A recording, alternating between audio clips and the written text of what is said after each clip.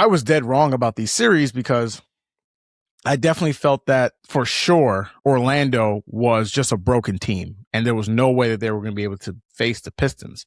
But as of right now, I would be pretty surprised if Orlando doesn't win this series.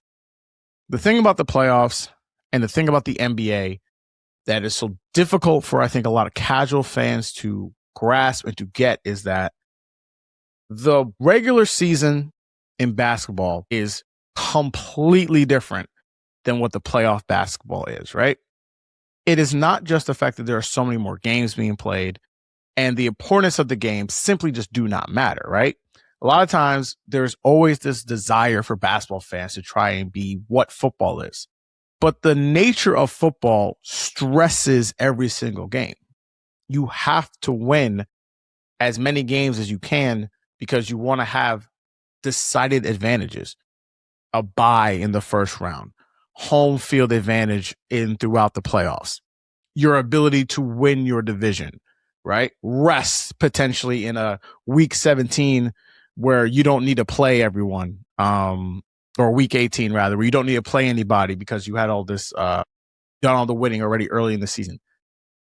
And by and large part now, football has essentially replaced basketball as the most predominant sport as determining who's going to be your champion. For the last several seasons, all of the champions have been, a 1 seed or a 2 seed, right? The teams that have made the championship games have been, by and large part, the 1 or the 2 seeds, right?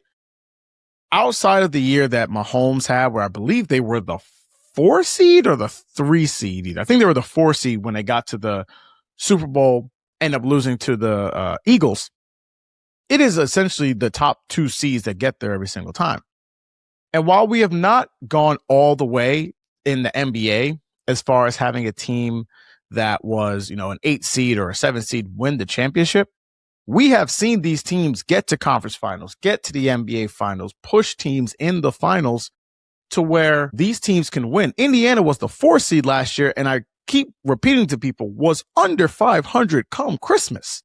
And yet they were able to get what they needed to get going, and they made their run. You look at this Orlando Magic team, and you look at the way that they play the Pistons. The talent is not. There's no large talent gap between these two teams. There isn't.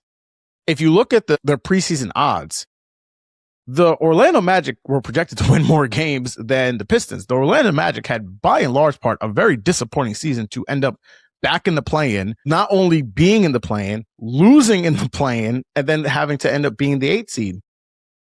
But this Pistons team's in trouble because they are the classic team that I would say most NBA fans kind of knew was a little bit of a paper tiger in the sense of you had one guy, and Cade has been awesome. I got into a little bit of an argument with one of my friends who said that Cade had such a really bad game 3. I turned around and told him, I said, yeah, you would have a bad game 3 too if everything you have to do, there's 3 guys in your face every time you try to make a play. Ultimately, all the things that people said were going to be the Achilles heel of this Pistons team is coming to fruition. You got one guy that has to do everything with the basketball. You are essentially daring everyone else to shoot threes and to make plays for them. And they are just getting out physicaled. And when you have a team in the Orlando Magic that essentially is what the Pistons are, but have already made their all-in move when getting Desmond Bane, drafted their secondary scorer in Franz Wagner, and has their best player, Paolo Banchero, playing within himself and is not looking like he's a sad puppy out there, they're the more talented and frankly experienced team. So that series, I think, is at least going 6, if not 7 games. And Orlando is very much a team that looks like they are going to win that series. And very clearly, I think most people don't realize this, is how much coaching matters come postseason time. And I have yet to see a well-coached JB Bickerstaff team when it comes to the postseason. Haven't seen it yet. The man has lost in the first round multiple times. He has gotten killed in the second round multiple times.